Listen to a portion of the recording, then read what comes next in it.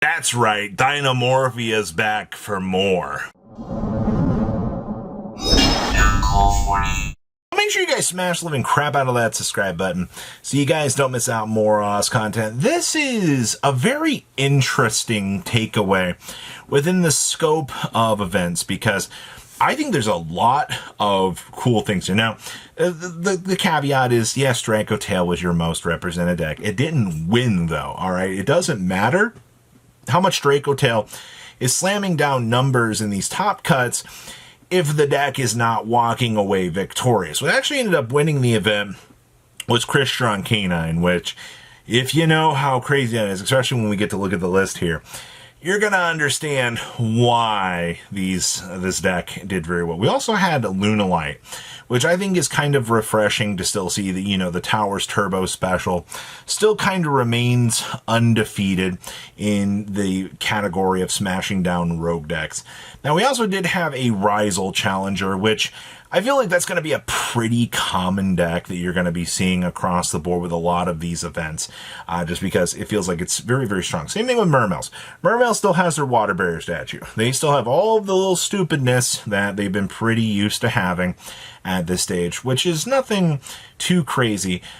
But we also have an Evil Twin list. Evil Twin was very refreshing to see. Now, obviously, yes, it is going to be Fiendsmith good stuff, because toggling a Link 1 into a Link 1 is such a flawed design philosophy within the TCG itself. But the fact that they're like, hey, you can actually do this is good. And then to nobody's shock whatsoever, Dinomorphia came into the top cut of this event and was very shocking. I've already seen one list doing well on the regional level. To see that we have another reported sighting of Dinomorphia is so refreshing. Like, I actually love to see this. So let's pass on over to those deck lists. Yeah, that's right. That's Spell Canceller in the Crystron deck. This has become such a toxic idea and concept recently that you can just go, oh, hey, I'm playing level 5s. We can go ahead and build Spell Canceller into the deck, and we can basically make it so that the opponent can't actually play any of their cards. Which is, it's a concept, man. Now, obviously, Crystron Canine in a lot of the environment space does have a lot of success. This is not a deck that just shows up and goes, it's bad, nobody should play this. No, it's not the case. As you can see here, you have double chaotic elements, triple case the canine, you have the best searchers you're going to need, you have the bridge point to go into the scrap recycler to get you access into the full combo. This is the full build of the deck. This is everything that you want to be seeing within the deck space and why this deck is able to do very, very well. Next up, we do have some Lunalight action for you. Now, Lunalight playing double Fenrir in the main deck, which is kind of cool, actually. Fenrir is going to be able to control the opponent on the mid-range level, which I kind of like, actually. Being able to use those good power cards to assist you in matchups where things might not necessarily be great is actually kind of nice. We do get to see, we have access down here into the standard good stuff, honestly. The fact we're side decking the extra Fenrir is kind of nice. We're also only playing one heavy poly in the main, one in the side deck. So, I mean, obviously, if you play the thrust to go into it, it's interesting to see that we have one thrust in the main, one in the side. Double Foolish Burial in the side deck as well. So, a lot of little tech choices here that I think feel a little bit weird in the deck design space, but I guess it does work. Next up, we have Draco Tail. Now, this build is kind of spicy in comparison to some of the other lists we've had, because this build is actually bringing in 2 King of the Swamp to be able to act as that fusion sub, because Red Eyes Dark Dragoon is a cracked card, man. We are not playing the Tyrant Blue Eyes anymore. I thought that was something that always felt really cool within these lists was, you could also substitute for the Blue Eyes, get the attack to reset the trap cards as well. But I think at this point in time, most of these builds have foregone it, and there's just not really much of a reason to really worry about it. This build also Phantasmes, Mulcharmies in the side deck. If you need to bring these cards in, and just have access to them, you can do so. But Dracotail is a very, very consistent monster, especially with just the wide array of hand traps that this deck can trade in and get value off of. Speaking of, now we go down to a different style here, where you now have access to the branded stuff. And I mean, the branded build for this deck is hilariously different for what it is, because you just play the one single copy of Fallen of Albaz. You're like, oh, hey, you know, I don't really need to bulk down on any of the fat that, you know, this deck's got going for it. It's just like, hey, you know, if you do have the one Albaz with the 2 branded fusion, you get full advantage. Obviously, we are not playing the Sting in this list, which feels a little bit odd, because I feel like most of the recent list have wanted to push for Sting, just because getting the manipulation and control aspect is really, really good. We've also got Pinkertops down here too that we could just slam into going second. I too love monsters that specifically handle and answer any problematic cards. That is going to be very, very good for us. Next up here, we have our Evil Twin pile.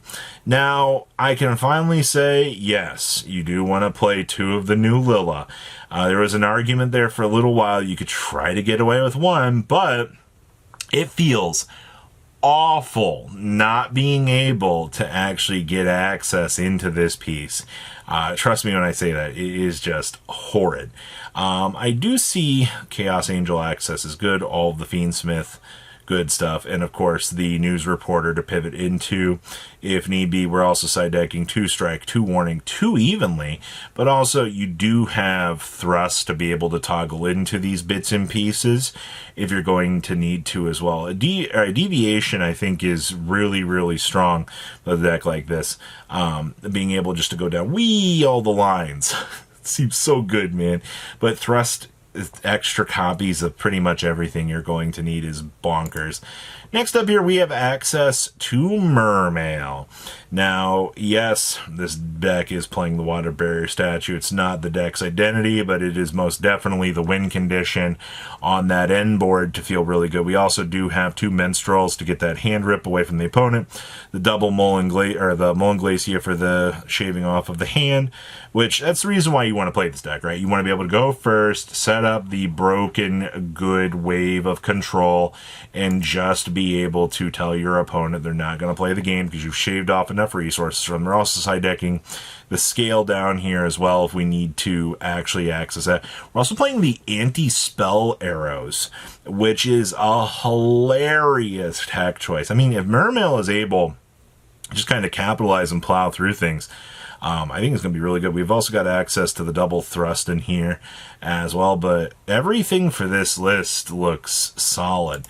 And then we got Dinomorphia, going with the triple and 2 for the monsters. We're also playing the Misk in the deck. I have seen a lot of people kind of bouncing back and forth on Misk, but the fact that you can actually play the Misk in this, roll it through for the protection, and maybe later on, you know, use the special summon effect, I doubt you're going to have access to it for very long. You're also playing different dimension grounds in here. You've got torrentials. Are we sure this player just isn't a Genesis duelist and just brought in some of the little tools?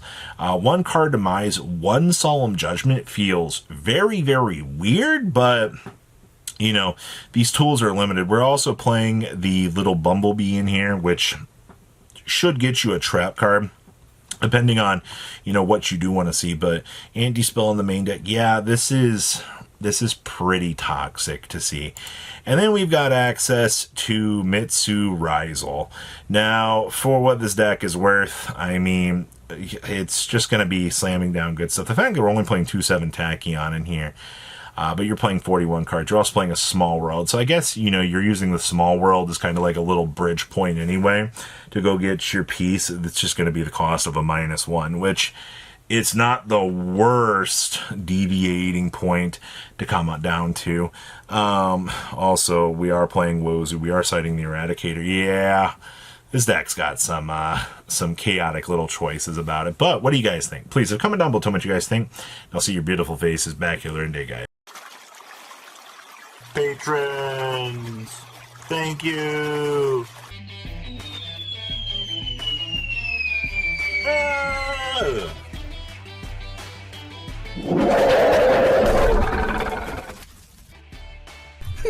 you so much for watching. Check out these other videos.